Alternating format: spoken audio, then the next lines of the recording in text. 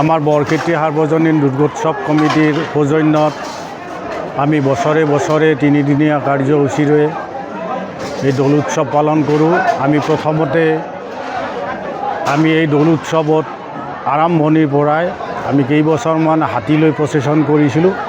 এতিয়া কিন্তু হাতী নাই, আমি নাপাওঁ, আৰু গাঁৱৰ মাজেৰে আমি প্ৰচেছন কৰি আনন্দ উল্লাসেৰে গোটেই মানুহখিনি প্ৰচেছনত ভাগ লয়। আৰু এই বুলিও তিনিদিনীয়া কাৰ্যসূচীলৈ আমি ইয়াত দৌল উৎসৱ পালন কৰিছোঁ।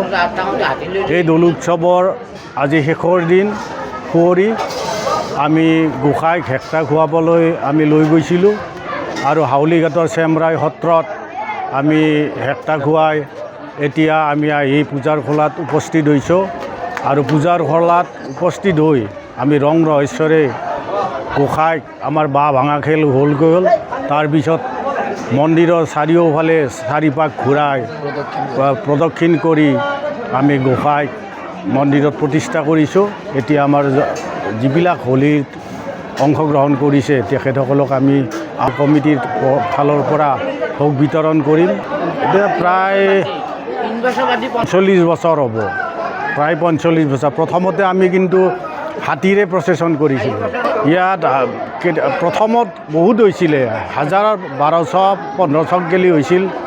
এতিয়া দৌল উৎসৱ বহুতে পালন কৰে, আৰু আমাৰ ইয়াত এতিয়া 500, 1000 এনেকুৱা মানুহ হয়।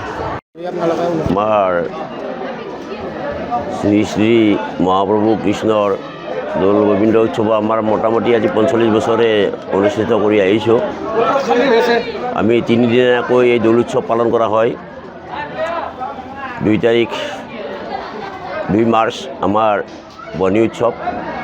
গধূলি আমি আতচবাজি প্ৰদৰ্শনীৰে শুভাৰম্ভ কৰা হয় এই দৌল উৎসৱ। 3 মাৰ্চ আমাৰ হোমযজ্ঞ।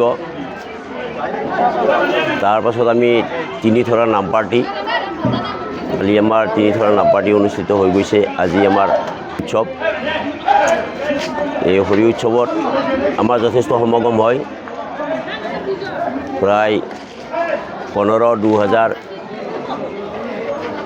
আমাৰ ভক্তপ্ৰাণ ৰাইজৰ উপস্থিতিত আমি দুপৰীয়া ভোগদ্ৰব্যৰো আয়োজন কৰিছোঁ। এতিয়া আমাৰ শোভাযাত্ৰা শেষ। এতিয়া আমি ভোগদ্ৰব্য গ্ৰহণ কৰাৰ বাবে আহ্বান জনাই চলি আছে, আপ্যায়ন চলি আছে।